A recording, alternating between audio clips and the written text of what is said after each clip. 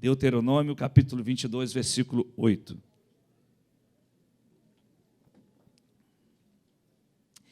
Queridos, nós estamos aí no mês de maio. Maio, já estamos em junho, na verdade, mas no mês de maio falamos sobre o tema Salve Sua Família. E nós continuamos esse mês de junho falando sobre família. Estamos no Seminário da Família. Ontem tivemos uma tarde e noite muito especial aqui. Foi muito bom mesmo. Hoje pela manhã, uma palavra muito centrada, muito sábia, muito equilibrada, onde fomos extremamente edificados também. Aqueles que não assistiram, não puderam estar, depois entra lá no canal da Igreja Renovar, participe disso. A gente fica, às vezes, se perguntando, sobre algumas coisas a respeito de participação nos cultos, participação nos seminários. Por vezes, você que é líder aí, você que é pastor, você que é um líder de uma rede, quando você prepara um evento, quando você prepara tudo, você formata tudo, faz a logística de tudo, você corre, você vai aqui, aí a gente corre para fazer uma obra de fachada, para melhorar, enfim, você faz de tudo para receber bem as pessoas nesse lugar. E receber os discípulos, a gente sempre tem uma coisa aqui, nós como pastores, quando nós fazemos seminários, conferências, nós nos concentramos, nós queremos receber nossos irmãos de outras igrejas, com certeza, é um prazer e um privilégio para nós muito grande, para que eles cresçam conosco no conhecimento do Senhor. Mas nós temos um foco muito prioritário, que é a própria igreja local, onde nós queremos que os discípulos, as ovelhas, eles possam sentar, ouvir, serem ministrados e crescerem. E a gente foca realmente nisso. Esse é o nosso objetivo central. Não é simplesmente encher o local. Não adianta eu fazer aqui, a gente realizar, nós nos unirmos, fazer um grande momento aqui de movimento nesse lugar para trazer pessoas de fora, amém, que são irmãos em Cristo, amém, a gente recebe com todo carinho, se você, discípulo dessa igreja local, não está presente. Por que isso, querido? Porque o foco é você, principal. Nós queremos edificar a sua vida, todo investimento que é feito é para edificar a sua vida. Tudo que é realizado, do café lá que a gente senta para tomar um café, o preparo, o cansaço que gera, tudo isso, mas não é um cansaço, é só físico, mas a nossa alegria é muito grande, de poder compartilhar, de poder a gente sentar. Você sabe que ontem, eu estava ali sentado, a gente estava naquela área de convivência, pôr do sol, um clima hiper agradável, estava tão agradável, que não estava frio nem aquele calor, estava aquele clima agradável, se sentado. E aí estava o pastor, todo mundo tomando um cafezinho, quem estava ali já, a gente sentado tomando um café. Aí eu falei, que agradável, como que é bom, queridos.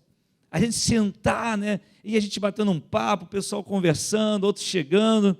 Aí chegou o apóstolo Fernando, chegou o apóstolo Fernando, eu falei, caramba, me tirou daqui, não queria sair daqui, eu queria recebê-lo realmente, mas eu vou ter que ir lá para a salinha para recebê-lo. Meu amigão, meu irmão, meu amigo de muitos anos, mas eu queria ficar lá, porque é tão bom, é tão agradável, queridos. Eu acho que a gente tem que proporcionar mais momentos como esse, poder sentar lá na área de convivência e tomar um café juntos, almoçar juntos, jantar juntos, quem sabe, E a gente poder conversar, bater papo, colocar aí um louvor, uma adoração, alguma coisa para a gente conversar, porque é muito bom, é muito agradável.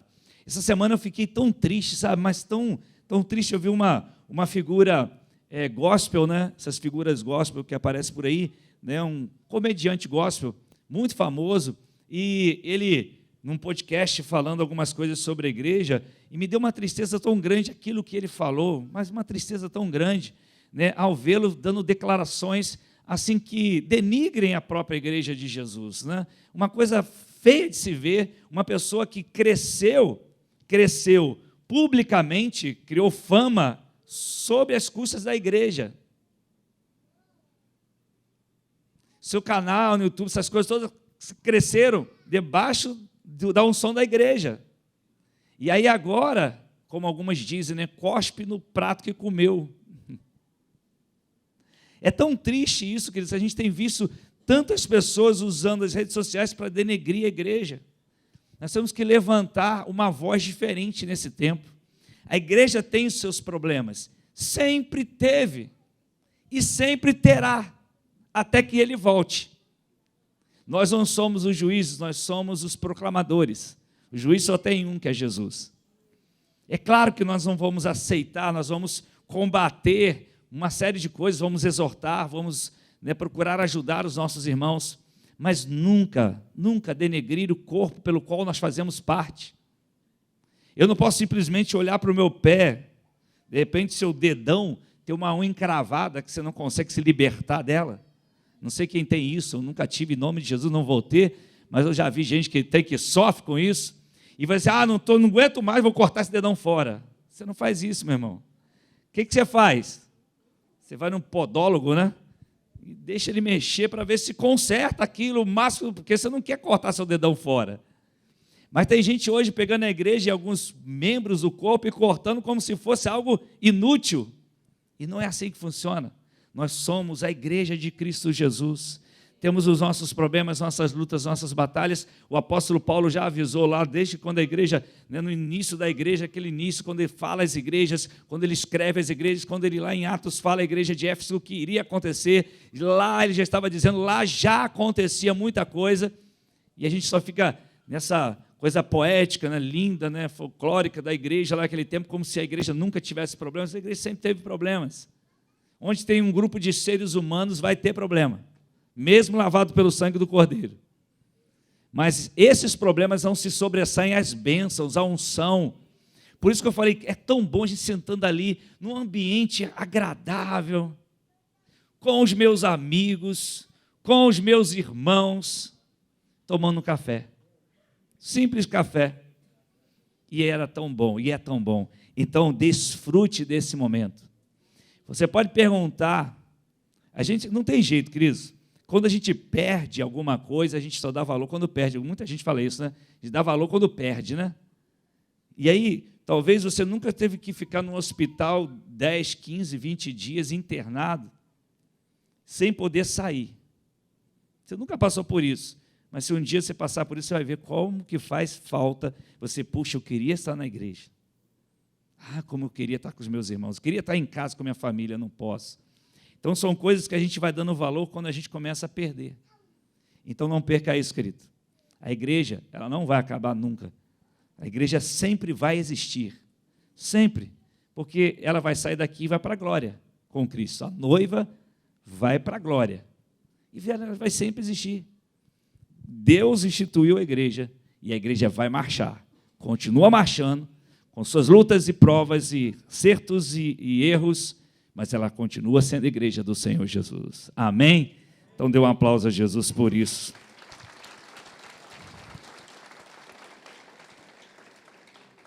Deuteronômio capítulo 22, versículo 8. Deixa eu ler com você esse versículo.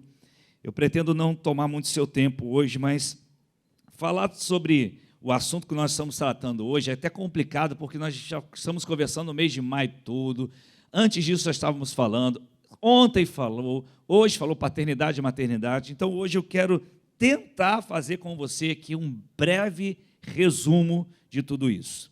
Deuteronômio 22, 8 diz assim, na NVI: quando você construir uma casa nova, preste atenção no que está escrito aí.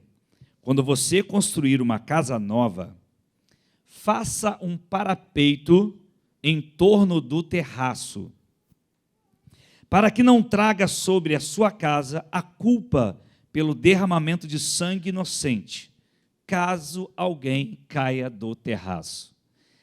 Isso aqui é uma lei, é uma direção de Deus ao seu povo. Deus deu várias direções ao seu povo. E de maneira muito prática, ele deu a direção ao povo seguinte: quando vocês forem construir a casa de vocês, uma casa nova, você, ao fazer a sua casa, você faz a casa e vai fazer a laje, ok? Amém? Todo mundo aqui que constrói sabe o que eu estou falando. Faz a laje. E aí, geralmente, a gente faz aquele beiral, da casa. Deus está dizendo assim, olha, para ter cuidado com a sua casa, para ter cuidado com não da sua casa, dos seus, porque havia um costume de usar o terraço, a área de cima, como a gente, na maioria das vezes, usamos hoje, vocês vão fazer um parapeito. Hoje, em construção, é chamado de... Tem um nome aquilo. Guarda-corpo. Mas tem outro nome quando você faz em volta da casa, acho que tem outro nome. Mas vamos botar guarda-corpo, o nome acho que é bem válido. Então você faz um parapeito, um guarda-corpo, é isso que ele está falando, em torno da casa. Para quê? Para que se alguém subir, quando estiver no terraço, por um descuido, como aconteceu com a Abílio, por exemplo, né? A Abílio tem essa questão no braço, você viu a Abílio assim, né? É por quê? Porque lá na casa dele não tinha o guarda-corpo, né, Abílio? Não tinha o guarda-corpo. Olha que Deus escreveu lá em Deuteronômio, faz o guarda-corpo. E a casa dele não tinha o guarda-corpo. O que aconteceu? Ele está lá mexendo na obra e ele caiu. Foi com o cotovelo no chão, bateu, esfacelou, foi parar no hospital, você já sabe dessa história. Mas quem não sabia, está sabendo agora. Foi justamente por quê? Porque na casa, lá da casa dele, não tinha o guarda-corpo, não tinha o parapeito. Aí Deus, será que Deus já estava revelando lá atrás, Abílio, constrói o guarda-corpo, né? Quem sabe? Então era um hábito a gente usar. Quantos acidentes acontecem hoje na prática? Mas enfim, o que a gente quer trazer a respeito desse texto? Deus estava, obviamente, protegendo de alguma forma, já ali na prática, as famílias. Ele tinha crianças, tinha adultos, né? Como aconteceu aqui, eu citei um exemplo, e tantos outros exemplos que nós temos, de pessoas que caíram de uma laje, por exemplo. E Deus estava dizendo para nós, apontando para nós, se nós fizermos alguma analogia, ou trazermos alguma experiência para nós, algum ensino para nós, na verdade, a respeito desse texto, é algo que nós precisamos construir em nossa casa. São guarda-corpos, né? Alguma coisa que proteja a nossa casa, que nos proteja diante das circunstâncias que podem vir, de um descuido que eu vou ter. No momento que eu estou na minha casa, na minha família, eu posso passar por esse descuido, eu posso, de repente, estar envolvido com tanta coisa, até fazendo alguma coisa para o bem da minha própria casa, e por um descuido eu vou tropeçar e eu posso cair por uma circunstância. Então Deus está falando assim, para que isso não aconteça, vocês precisam proteger a casa de vocês. É preciso uma cobertura sobre a casa de vocês, é preciso um parapeito, um guarda-corpo, para que vocês guardem a casa de vocês. Então eu quero dar para vocês hoje três exemplos somente, para que vocês possam, diante de tudo que todos nós já ouvimos aqui, e eu trago isso por experiência pessoal, por iluminação do Espírito Santo, e tudo que isso que eu vou passar para vocês aqui, foi me dado só nas madrugadas. Numa madrugada, e essa madrugada agora, que passou, eu acordei, nós saímos aqui bem tarde, fomos dormir bem tarde, 2 horas da manhã eu acordei para encerrar essa palavra e entregar para você hoje. Primeiro lugar, se você tem que criar um guarda-corpo, um parapeito na sua casa, crie pontes.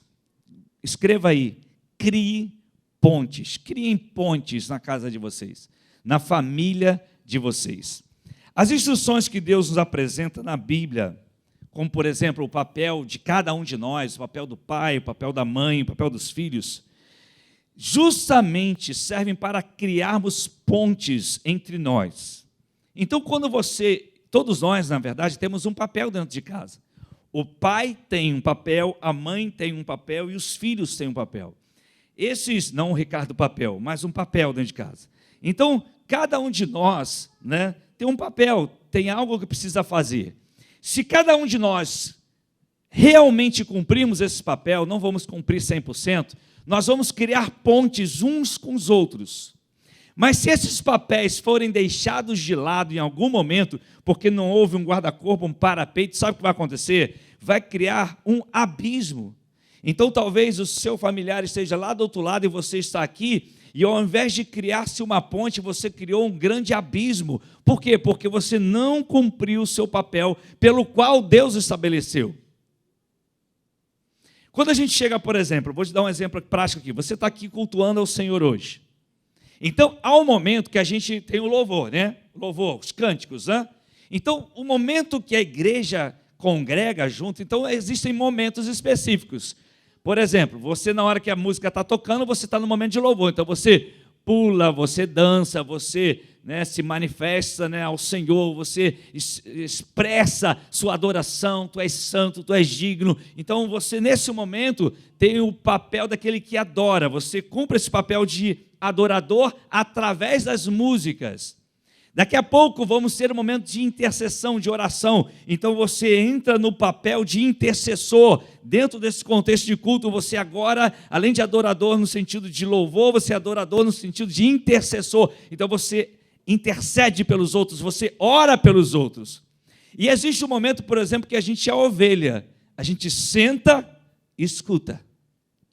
A gente tem que parar e escutar. Por quê? Porque a ovelha precisa ser alimentada. Ela precisa crescer. Para crescer, ela precisa comer. E aí o bom pastor, que é Jesus, o Espírito Santo, ele traz para nós o alimento, para que a gente possa, então, nos alimentarmos e sairmos daqui edificados. Amém? Você está entendendo isso? Da mesma forma, isso cria uma ponte dentro do corpo, da igreja do Senhor Jesus. Da mesma forma, acontece com a família. Então, o papel de cada um de nós cria essa ponte. Nós somos pessoas diferentes, muito diferentes dentro de casa, mas geralmente, todos nós que estamos dentro de casa, nós ansiamos a mesma coisa. Quando nossos papéis dentro de casa não são cumpridos com sabedoria, certamente nós vamos construir esses abismos dentro da nossa casa. Há pessoas que foram criadas com muitos abismos. Talvez você tenha sido criado não com pontes. Por quê? Porque seu pai não cumpriu o propósito que deveria cumprir. Talvez sua mãe não cumpriu o propósito que deveria cumprir. Talvez seus filhos não cumpriram o papel que deveriam cumprir. E o que aconteceu? Começaram a criar abismos. E talvez hoje você viva dentro da sua casa, não pontes, mas cheio de abismos. Você não se aproxima. E o pior que às vezes as pessoas elas foram criadas dentro desses abismos e não pontes. E o que aconteceu? Elas vão reproduzir esse processo na sua família próxima. Ou seja, na família que vai surgir novos casamentos, novas famílias. E esses abismos eles se repetem no processo porque não houve cura. Agora você sabe que também o inimigo de nossas almas, ele também sabe criar pontes. E ele conduz pontes, só que ele cria pontes que nos conduzem a prisões. Ele constrói pontes que nos conduzem a afastamento. O diabo, o inimigo de nossas almas, ele apresenta muitas pontes. Porém, quando nós passamos por essas pontes que o diabo cria, nós caímos numa armadilha. E aí sabe o que ele faz? Ele derruba as pontes que pareciam ser muito bonitas. Ele derruba as pontes e ficam os abismos. E ele é especialista em fazer isso.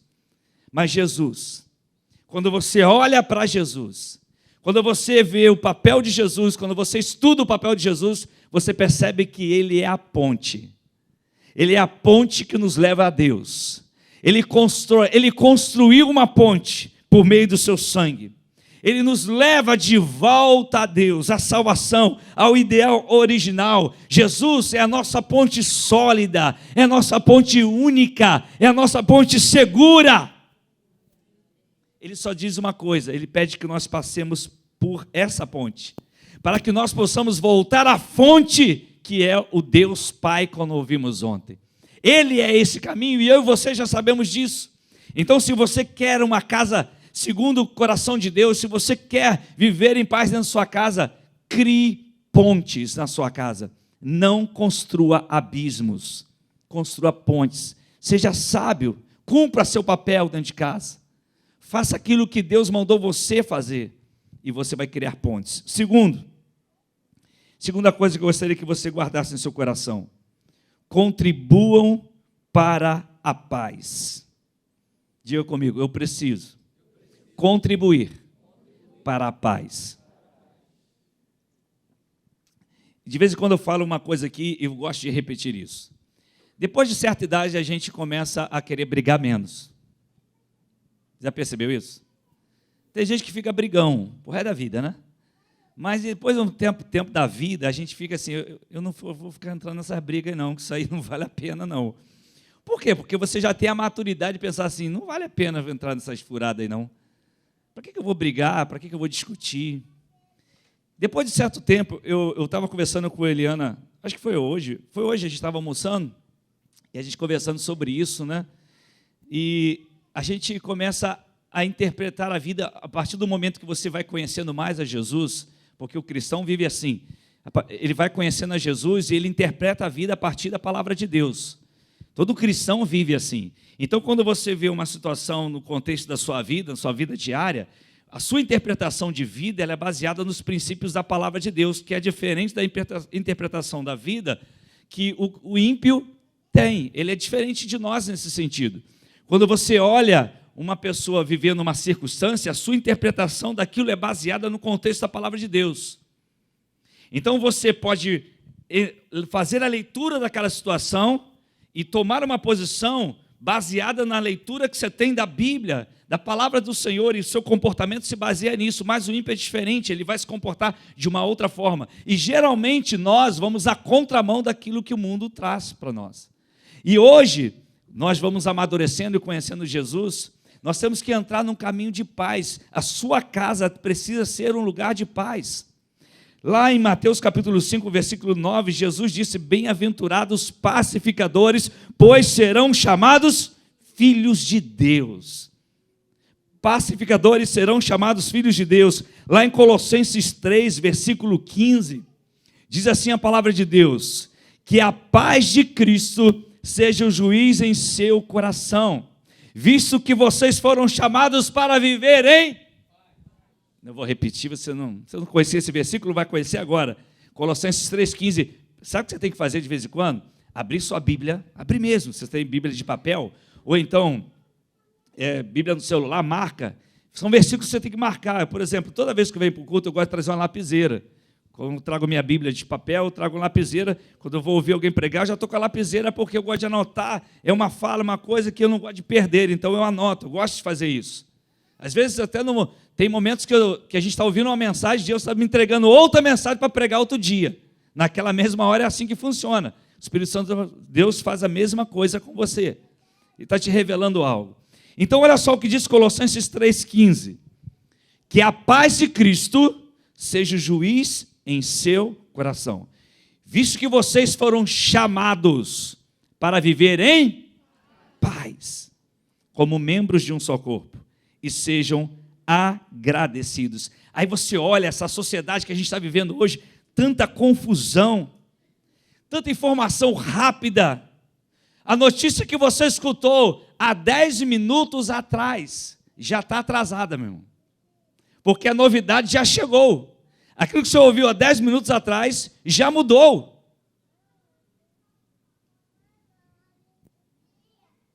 Já está ultrapassada.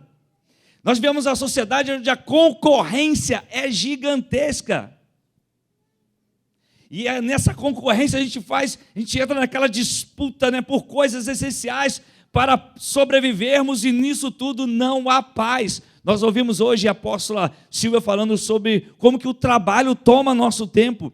E hoje é interessante isso, porque ela falou, nós estamos vivendo essa geração.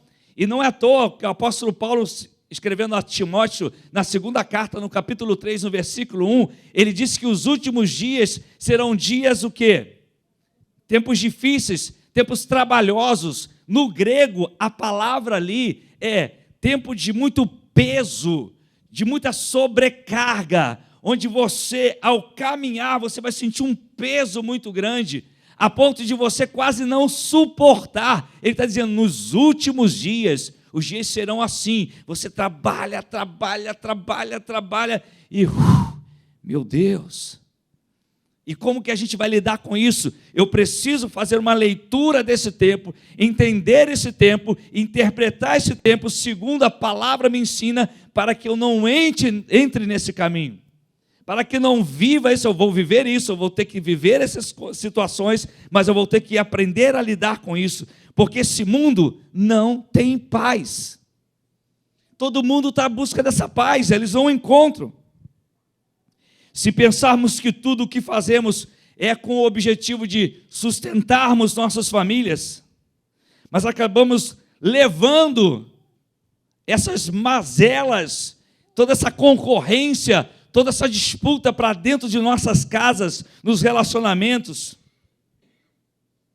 e não levamos somente os resultados, ou seja, as conquistas, mas os meios, essa tensão toda, ou seja, essa confusão. Então, certamente, a falta de paz reinará em nossas casas. Uma das coisas que mais afligem o ser humano é não ter paz. E então a nossa casa precisa ser um ambiente de paz. porque se a minha casa não for um ambiente de paz, eu não vou suportar. Se a minha casa não for um ambiente de paz, dificilmente eu vou suportar. Deixa eu te falar algo, querido. Você sai cedo do seu trabalho, chega em casa, se você encontrar uma guerra todo dia, um lugar de guerra, batalha todo dia, você não irá suportar. É por isso que você precisa entrar num caminho da paz. É por isso que você tem que lutar para que a sua casa seja um ambiente de paz. E muitas das vezes, como a própria apóstola Silvia, que com muito equilíbrio falou, você tem que abrir mão de algumas coisas para que a sua casa tenha paz. Você vai ter que usar da sua sabedoria, a sabedoria que vem do alto, de Deus, a sabedoria que Deus te deu, não a sua, que Deus te deu, de equilíbrio, para você lidar com tudo isso, para que a sua casa tenha paz. E aí quando a gente olha mais uma vez para Jesus, quem Jesus é? A verdadeira paz. Ele é chamado príncipe da paz. Oh, glória a Deus! Quando ele reina em nosso coração, mesmo diante de tudo que enfrentamos, nós conseguimos ter a paz necessária para suportarmos. E ao mesmo tempo que nós conseguimos ter, nós conseguimos reproduzir essa paz. Você tem e reproduz essa paz, porque você não pode dar algo que você não tem.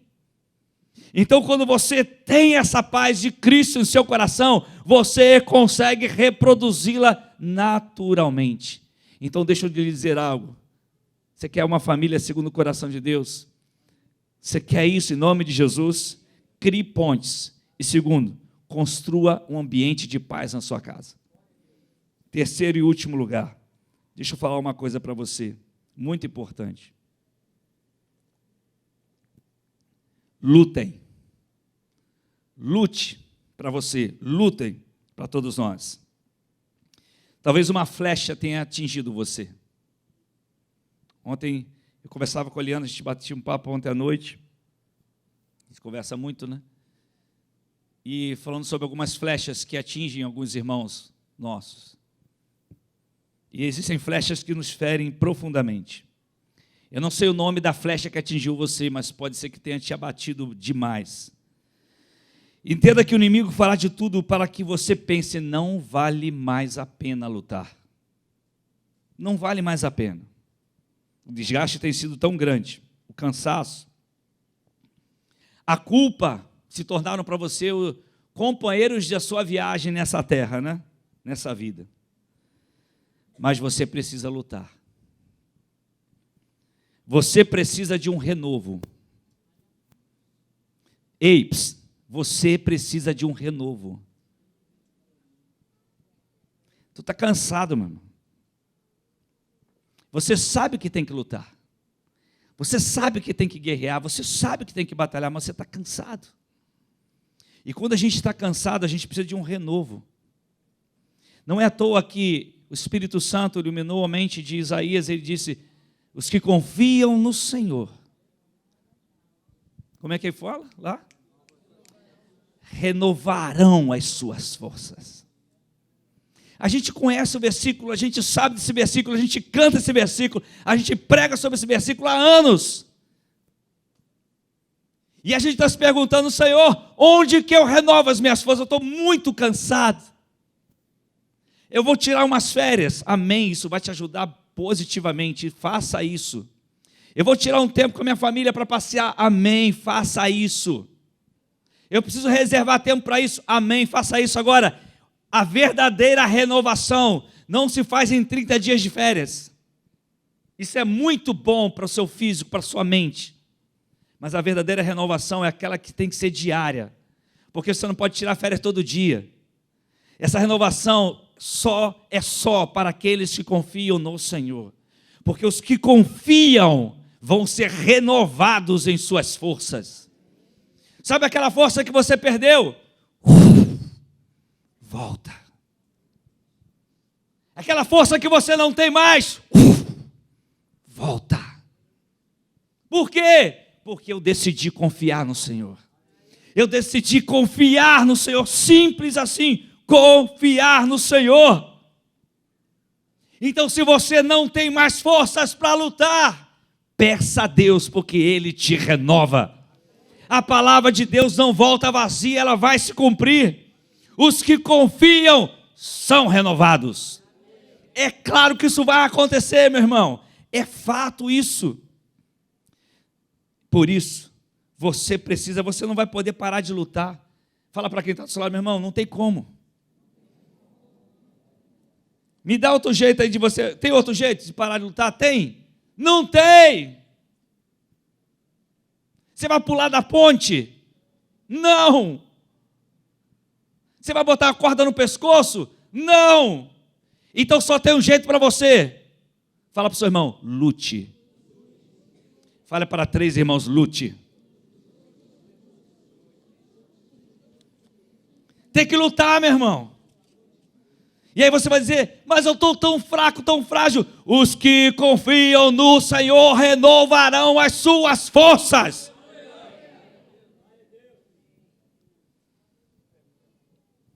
Tem que lutar. A gente, em casa, a gente já passou por muitas lutas. Todo mundo aqui já tem histórias, testemunho. Eu vi o pastor Daniel falando ontem, filho do apóstolo Fernando, e contando, né, aquelas coisas todas, né, aquelas peripécias dele. Enfim, todo mundo tem um testemunho para contar de luta, querido. Lá em casa, por exemplo, vou falar da Pedro Henrique quando nasceu. Pedro Henrique quando nasceu, aquela alegria toda e tal, de repente começou a ficar doente, adoeceu muito. Pedro Henrique era tão pequenininho, queridos, que ele ficou tão mal, mas tão mal, que você colocava ele na palma da mão assim e segurava assim, ó. Aí você vê hoje como é que está. E aí ele ficou mal. A gente ri hoje, mas naquela época, queridos, nós não tínhamos recursos, não tinha plano de saúde, tinha nada. Eu olhando, não tínhamos nada disso, nada. Eu ganhava um salário. Era um salário e uns quebradinhos, meu salário. E aí vem o médico e diz assim, ele não vai sobreviver. Ele não vai viver. Vem outro médico e fala, vocês têm que mudar para uma região serrana. Vou mudar para... Eu tenho casa para morar, meu irmão. Vou mudar para a região serrana como? Não, ele não vai sobreviver, ele não tem como sobreviver. E aí só tem uma coisa para você fazer. Lutar. Você não pode voltar atrás, você tem que lutar. Então vamos lutar. Senhor, faz aquilo que a gente não pode fazer, renova as nossas forças. Aí levamos a um terceiro médico, o terceiro médico falou assim, que vai morrer nada. Servo do Senhor. Falou assim, vai morrer não. Se eu te falar a receita que ele... Eu não posso nem deixar gravado aqui, que é perigoso. A receita que ele passou para o Pedro Henrique. É isso aí mesmo. E aí, você está curioso para saber, né? Ele falou assim, ó, você leva para casa. Ele tinha um problema de infecção intestinal muito grande e perdia peso demais, a conta ele não conseguia mamar, né? 1 mês de vida, ele teve 2 momentos assim muito terríveis. Aí o médico falou assim, não vai morrer nada não, você vai fazer o seguinte, você pega soro, metade na mamadeira de soro e metade de Coca-Cola. Eu falei, misericórdia. Você pega aquilo, mistura e sacode, até sair todo o ar. Porque ele vomitava muito, né? Tudo que entrava, saía, tudo. Então ele perdia. Depois você corta isso aí. Aí ele faz mistura e dá para ele tomar. Rapaz, não deu certo. Ele começou a tomar aquilo, aí Eliana não conseguia, até hoje continua tomando, sem o soro e sem sacudir, né, para tirar o gás.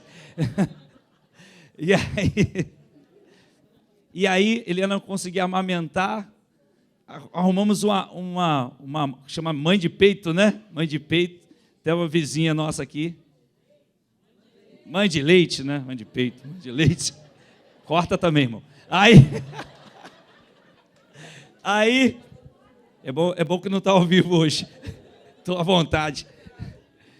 E aí ele começou a amar novamente e já não voltava para fora.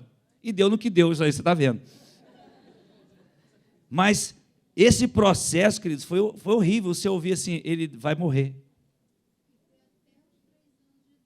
Isso aí, ele vai morrer, não vai sobreviver, ele vai morrer. E fica aquilo na sua mente. Você imagina, querido. Eu lembro também do Daniel, meu outro filho, e naquela fase de adolescência, que todos nós já passamos e tal, e uma vez eu tive um sonho com o Daniel, e eu estava numa praia, e eu falava, Daniel, não mergulha muito fundo, que é perigoso, e ele não me ouvia, e ele ia nadando, e eu comecei a ficar aflito, e Daniel mergulhava, e tem aquelas correntes, né, no mar, e eu ficava desesperado, falei, Daniel, volta, e ele de repente entrou numa corrente daquela, e o mar o levou, e eu não conseguia mais vê-lo, e eu fiquei tão desesperado, eu entrava na água, mas eu com medo de mergulhar, e aquela confusão toda, e eu estava tão nervoso naquele sonho, tão tenso, eu acordei assim, falei, meu Deus, o que está acontecendo? E aí naquela mesma instante, falei, está acontecendo alguma coisa, eu tenho que lutar. É luta. É alguma luta. E aí você entra na luta, você tem que lutar, meu irmão. E aí, a luta que você tem, nossas armas são espirituais, e vamos lutar. Eu vou lutar, e comecei a orar. E um dia nós tivemos, ele mesmo veio conversar comigo sobre o que ele estava passando, ele chorou tanto comigo, e aí nós conversamos, e as lutas estavam, e era justamente o que o diabo estava fazendo. Nessas correntes da incerteza da vida levando, e eu não tinha recursos para trazê-lo, eu só tinha um recurso, eu tinha que lutar em oração. Porque eu não tinha forças para trazê-lo. Aquilo, a minha agonia no sonho é porque eu não conseguia alcançá-lo. É terrível, já pensou, você tentando pegar seu filho, você não consegue, ele está indo embora para morrer. E eu fiquei tão agoniado aqueles dias, né? Eu falei, eu só tenho uma coisa, eu vou lutar. Neemias capítulo 4, a partir do versículo 10, diz assim, Neemias 4, a partir do versículo 10, enquanto isso, o povo de Judá começou a dizer, os trabalhadores já não têm mais forças e ainda há muito entulho. Por nós mesmos não conseguiremos reconstruir o muro. Ou seja, no meio do próprio povo começou todo mundo a dizer, não dá. E aí veio de fora, os inimigos diziam, antes que descubram qualquer coisa ou nos vejam, estaremos bem ali no meio deles, nós vamos entrar no meio deles, a gente vai destruí-los, nós vamos matá-los e acabar com o trabalho deles. Aí vieram os judeus que moravam perto deles, aqueles que nem estavam ajudando, nem eram inimigos, mas também não ajudavam em nada. Você viu aquela pessoa que ela não é seu inimigo, mas também não ajuda em nada. Os judeus que moravam perto deles 10 vezes nos preveniram. Para onde quer que vocês se virarem, saiba que seremos atacados de todos os lados. Eu não sei o que é pior de todos eles, querido. Aí o que Neemias faz? Por isso posicionei alguns do povo atrás dos pontos mais baixos do muro, nos lugares abertos, divididos por famílias, armados de espadas, lanças e arcos. Fiz uma rápida inspeção. Como é que está esse povo? E imediatamente disse aos nobres, aos líderes, aos oficiais e ao restante do povo, não tenham medo deles. Lembrem-se, tragam à memória aquilo que dá esperança a vocês. Lembrem-se de que o Senhor é grande e temível. Aleluia. Mas ele parou por aí? Não. Deus é grande, Deus vai dar um jeito, Deus vai resolver. Amém. Ele é grande e temível, mas ele vai dizer o quê? Lutem.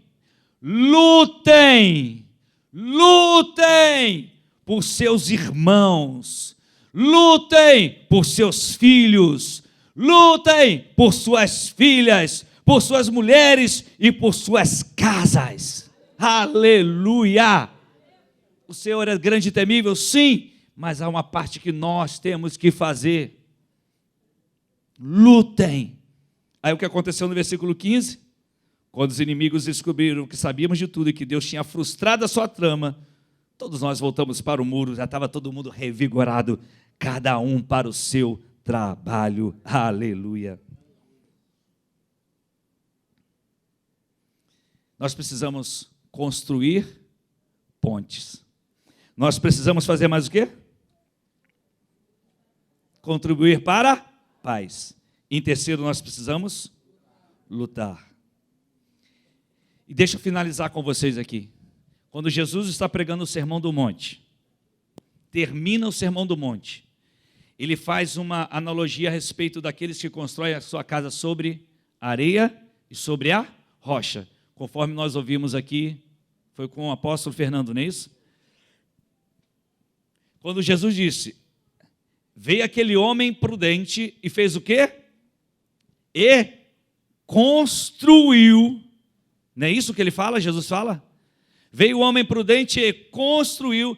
Esse homem construiu a sua casa sobre a rocha. Ele fez o quê? Ele construiu. Deixa eu lhe dizer algo, querido. Você vem para um seminário de família, escuta bem, você está aí agora assistindo essa gravação e você que está aqui. Você vem para um seminário de família pensando que vai chegar aqui e alguém vai pegar uma varinha de condão e vai dar 3 toques na sua cabeça. Tum, tum, tum. Sua casa está restaurada. Eu não quero te frustrar, mas não é assim que funciona. Jesus está dizendo, aquele que construiu.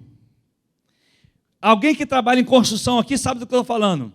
Você sabe quanto que é, ou quanto custa fazer uma sapata? Você sabe o que é uma sapata? Quem não sabe o que é uma sapata? Você não sabe o que é uma sapata? Você vai casar e não sabe. Você tem que casar, filha. Para seu marido e você cavarem uma sapata. Você não sabe também não, mas vocês estão aprendendo, vai aprender, eu também não sabia, até que eu descobri o que era uma sapata, na obra da igreja. Está vendo? Essa daqui é uma, meu filho, isso aí eu, desde sempre, né? A primeira igreja Batista Laranjal, estava cavando as sapatas de lá, meu filho. Vou fazer o quê? É verdade. Não vou nem dizer a idade que você vai fazer as contas, mas deixa para lá. Você... Não, mas a igreja vinha de lá, do asfalto, tá? Mudou para lá. Enfim, construir é um processo. O problema é que as pessoas elas não querem se construir. Hoje a moda é a casa rápida. É pré-moldado. É de isopor. Agora tem. E é bom, é legal, queridos. Não é ruim, não. É uma tecnologia nova e excelente. Está funcionando mesmo, funciona. É prático, você pode ter certeza, quem é pedreiro aqui pode se preparar. Ou você se prepara porque está mudando, ou então você vai ficar sem emprego. Porque está mudando tudo. Tecnologia chegou, querido, para a construção civil. Mas construir uma casa lá, não tem jeito, ninguém foge da sapata. Mesmo GPS, mesmo construção, qualquer que for, tem que ter um alicerce. Então, toda construção, você precisa ter disciplina, você precisa ter organização, você precisa colocar seu esforço, seu suor, às vezes seu sangue. Não tem para onde correr. O problema é que as pessoas olham e vêm para um seminário, às vezes de família, ou vai para qualquer outro seminário e pensam, eu venho aqui agora, depois que eu fiz todas as lambanças da vida que eu poderia fazer, todas as escolhas equivocadas que eu fiz na minha vida, todos nós já fizemos isso, eu e você. Eu quero que agora alguma coisa aconteça, que o pastor coloque a mão na minha cabeça e... Pô! E eu chego na minha casa, está todo mundo de terno e gravata, ajoelhado, orando. E louvando ao Senhor. Não é assim que funciona. Isso é uma construção. E essa construção começa aqui, ó. Se o altar não for construído aqui dentro de você, eu vou repetir isso quantas vezes for necessário. Se o altar não for construído aqui dentro de você, é impossível você querer dar aos outros aquilo que você não tem.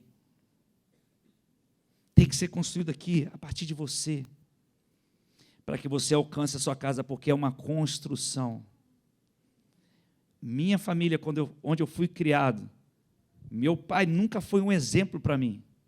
Nunca foi. Eu o conheci até os meus 15 anos de idade, quando ele faleceu. Num assalto. Nunca foi. Não foi exemplo para nós, para mim e para minha irmã. Mas quando o altar do Senhor começou a ser construído no meu coração,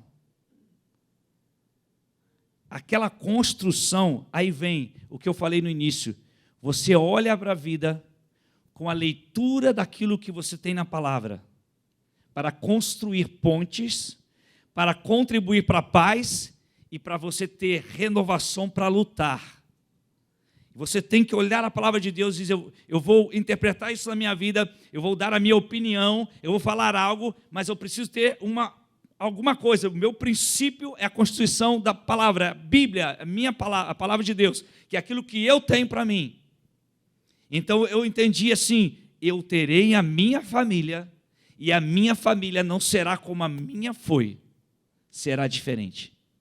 Em nome de Jesus. Mesmo adolescente, eu repetia isso, eu falava aquilo no meu coração, porque eu estava construindo, eu não entendia muita coisa, eu não sabia o que era uma sapata, eu não sabia de nada. Não sabia de nada. E aí eu fui aprendendo, porque isso é uma construção. Aquele que constrói, não é só, aquele que constrói, parece meio poético, né? Aquele que constrói sua casa sobre a rocha, pronto, puf. Mas esse processo, quanto tempo leva uma construção mesmo? Edificação. Pode levar meses e anos. Uma boa construção. Como essa aqui, por exemplo. Você não faz ideia da quantidade de ferro que tem aqui embaixo. Você não faz ideia. Só sabe quem passou aqui. Quantidade de ferros que tem aqui. Isso aqui era um prédio de 5 andares. Pode subir aí tranquilo. Porque nós conhecemos o que foi colocado aqui. Então isso é um processo. Você quer começar uma nova história na sua vida? Comece a construir hoje um altar no seu coração. E aí vem o processo, meu irmão. E se escolhas erradas foram feitas, só é um caminho: arrependimento e reconstrução. Então, o que você tem que fazer? Criar pontes, cumprindo seu papel, ser um construtor da paz, contribua com a paz. E terceiro, não pare de lutar. Eu não estou falando para você entrar numa luta que você não precisa lutar mais, tá bom? Tem muita gente que veio de um processo de relacionamento equivocado anteriormente e muitas coisas aconteceram. E aí, talvez esteja tentando restaurar algo que você precisa restaurar o princípio. A família, por exemplo. Você vai ter uma nova família, segundo o coração de Deus. Você precisa reconstruir isso e começar a construir a partir do momento que, como o senhor Manel falou ali, Jesus entrou no meu coração e começou a construir uma nova história. Isso é um processo. Você tem que começar a fazer isso, querido. E aí você vai ter uma família que mesmo nas lutas, nas provas que você vai enfrentar, segundo o coração de Deus. Fique de pé em nome de Jesus, por gentileza.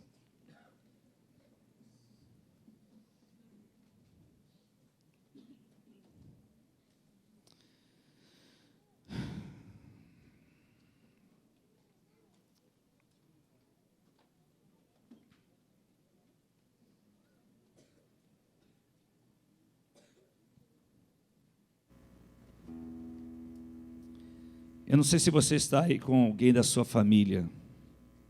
Se você estiver com alguém da sua família, eu queria que você ficasse perto da sua família agora, por gentileza. Se você está sozinho aqui, não tem ninguém da sua família, vá para onde seu discipulador está. Seu líder de célula, seu consolidador, vai para onde ele está.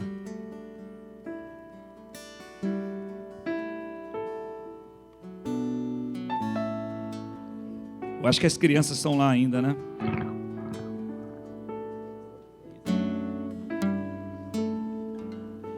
Foi e voltou. voltou.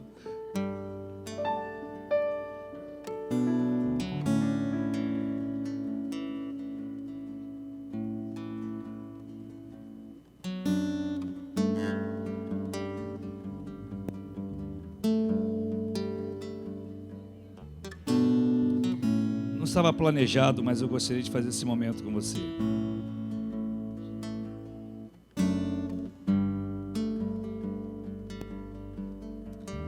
Eu acho que as crianças estão lá ainda. Então, se eles puderem vir, se alguém puder falar lá, essas crianças podem ser liberadas para vir, para ficar perto dos pais.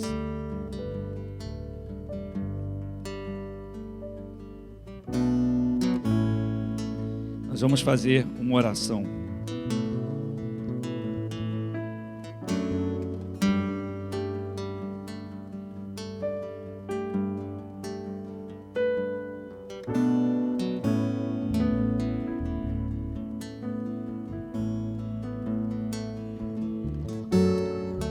Perto da sua família, dá um abraço na sua família.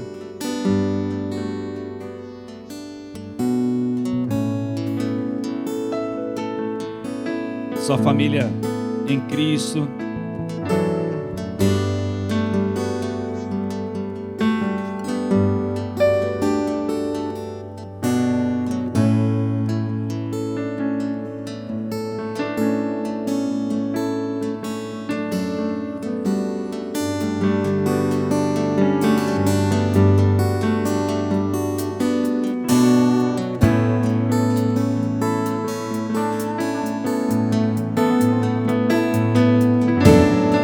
As crianças estão chegando, vamos adorar.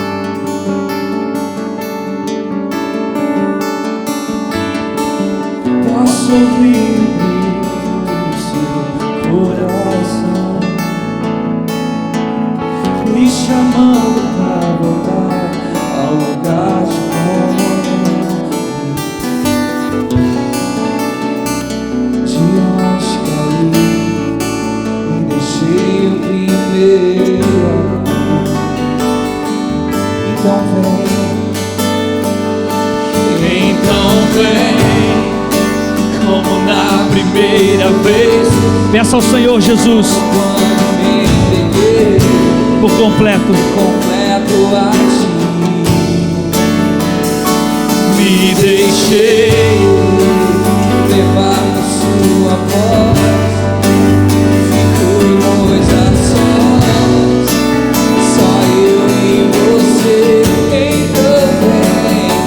Então vem, como na primeira vez, como quando me entreguei por completo a ti. Me deixei levar por sua voz, ficamos a sós, só eu e você. Batiza-me, batiza-me com. Peça pra ele.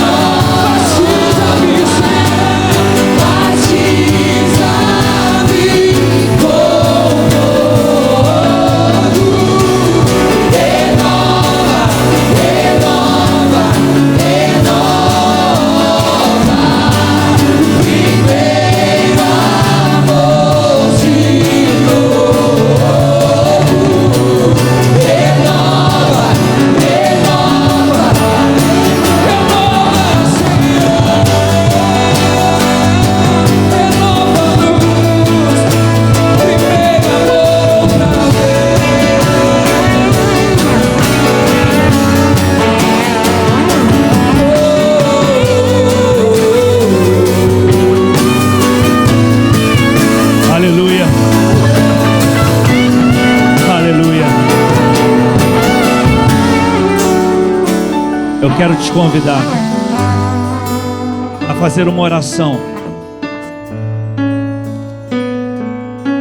Essa oração é uma oração de renovação de votos da família. Eu vou falar algumas frases, eu gostaria que você repetisse comigo. Se você puder fechar seus olhos agora junto com sua família, você vai fazer a sua oração. Ore comigo assim: Senhor Deus, comparecemos diante de Ti, crendo que o Senhor nos ouve. Cremos no Seu poder, Sua graça e misericórdia. Cremos que Seu Filho Jesus veio em carne, morreu por nós, ressuscitou ao terceiro dia e hoje intercede por nós.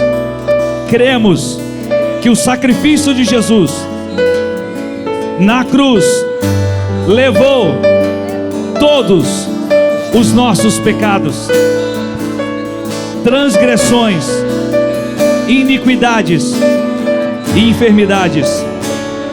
Cremos no Seu perdão e no Seu amor e nos apropriamos deles pelo arrependimento. Hoje, Senhor, clamamos por nossa família, certos que a promessa dada a Abraão de que a partir dele todas as famílias da terra seriam abençoadas, se estende também sobre a minha família, pela obra completa de Jesus. Hoje renunciamos todo o mal que entrou em nossa casa, por quaisquer meios que sejam. Anulamos o intento de Satanás contra a nossa família e aplicamos o sangue de Jesus sobre ela. Hoje decidimos aceitar o Seu chamado e sermos agentes do Senhor para levar os princípios do Teu reino em nossa família, com sabedoria e amor.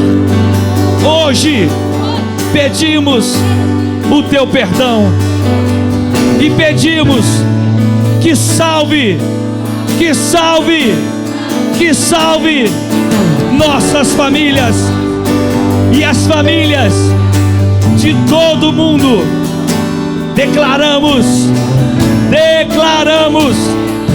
que o governo de nossa casa é do Senhor Jesus e que nossas ações serão dirigidas pelo Espírito Santo do Senhor.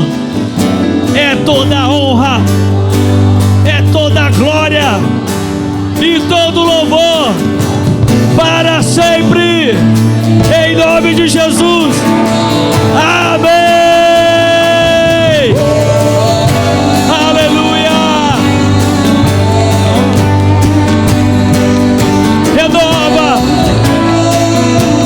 em nome de Jesus.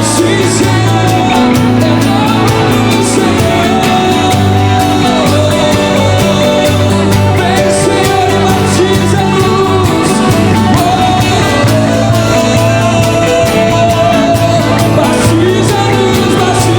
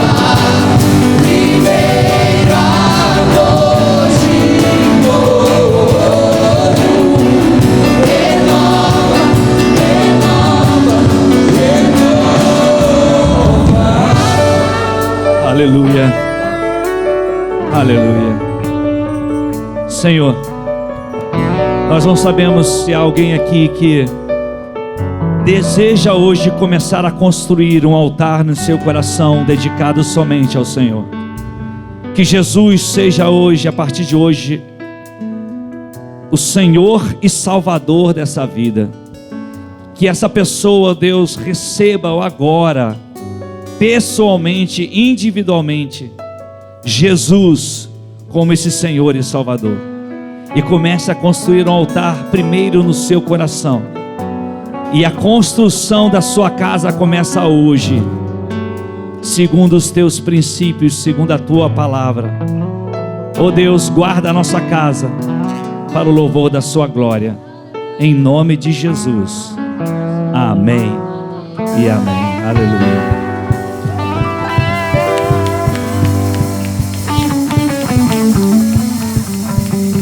Glória a Deus, aleluia.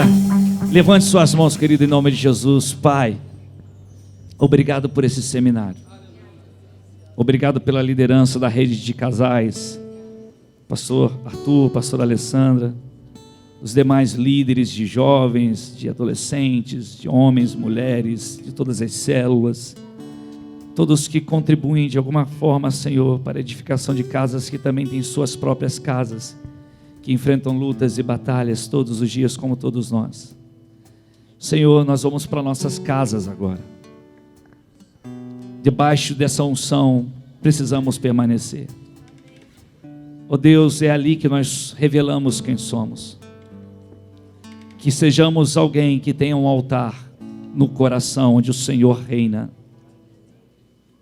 para que possamos criar pontes, para que possamos construir a paz dentro da nossa casa, e para que possamos ser renovados para lutarmos, porque nós não temos outro caminho a não ser lutar.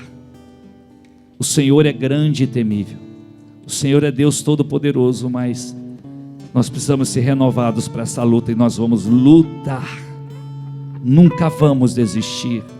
E quando estivermos fracos e frágeis, o Senhor mesmo nos acolhe para o louvor da sua glória.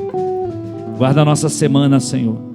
Guarda o jantar de casais amanhã, Senhor. Desperta aqueles que ainda estão em dúvida nesse momento, Senhor.